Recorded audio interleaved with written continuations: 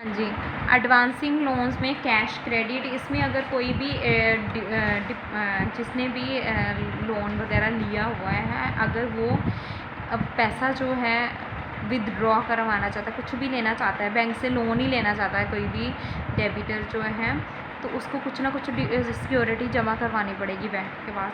जब तक वो सिक्योरिटी नहीं देगा उसको अमाउंट नहीं दिया जाएगा, लोन प्रोवाइड नहीं होगा। तो अगर वो डेबिटर जो है विदड्रॉ करना चाहता है अमाउंट, पैसा अगर लेना चाहता है, तो उसको जितनी उसने सिक्योरिटी जमा करवाई है उसके लिमिट के अंदर अंदर ही ले सकता है। ठीक है। Interest is charge by the bank on the amount actually withdraw, जितना उसने अमाउंट विदड्रॉ करवाया लिया है बैंक से, उसके लिए उसको इंटरेस्ट भी पे करना पड़ेगा बैंक को।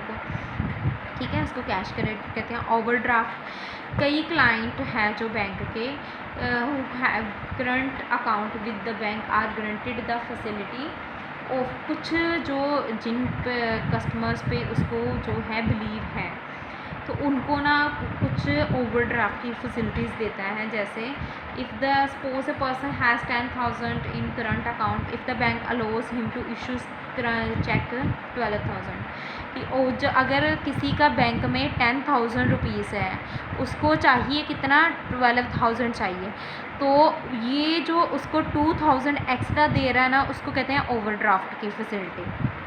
ठीक है। Bank are granted the facility of the withdrawing more money than actual in the account. ये ओवरड्राफ्ट का मतलब होता है जितना अमाउंट एक क्लाइंट का उसके बैंक में है, जब उससे ज़्यादा पैसे मनी देता है अपने क्लाइंट को, उसको कौन सी फैसिलिटी कहते हैं? ओवरड्राफ्ट की। ओवरड्राफ्ट की फैसिलिटी क्या है? जितना अमाउंट एक कस्टमर का बैंक में है, उससे जब ज़्यादा मनी वो विदड्रॉ करवाता है, उसको कौन सी फैसिलिटी कहते हैं? ओवरड्राफ्ट की। और ये शॉर्ट टर्म के लिए होती है, और ये फैसिलिटी उन्हीं कस्टमर्स को दी जाती है जिन पे बैंक को अपने क्लाइंट पे विश्वास होता है। ठीक है, रिलायबल पर्सन को ही ओवरड्राफ्ट की फैसिलिटी मिलती है। शॉर्ट टर्म लोन्स, बैंक अपने कस्टमर्स को शॉर्ट टर्म के लिए लोन्स भी प्रोवाइड करवाता है। ठीक है, उसको शॉर्ट टर्म लोन्स में इंक्लूडेड है personal loans on financial working capital, जो उसकी काम वर्किंग कैपिटल उस पर लोन्स प्रोवाइड करवाता है। Interest is charge on entire loan, जितना उसने लोन दिया है उस पर इंटरेस्ट भी लेता है। ठीक है, ये सारा उसको क्या कहते हैं? शॉर्ट टर्म लोन्स को भी 2 पार्ट्स में लिया गया है कि पर्सनल लोन्स, सेकंड है लोन्स वर्किंग कैपिटल, जो उसकी कैपिटल चल रही है उस पर जो लोन प्रोवाइड करवाता है, इस पे भी बैंक को उसको मतलब इंटरेस्ट देना पड़ता है कस्टमर को। डिमांड लोन्स है last point. Loans are given from the some fixed amount but without specific maturity, interest is charges on the whole amount. Loans are given, loans दिए जाते हैं फिक्स्ड अमाउंट के लिए, और उसके लिए उसको चार्ज करना पड़ेगा इंटरेस्ट जितने पैसे ले रहे हैं। ठीक है, तो सिक्योरिटी भी जमा करवाई होती है उसने।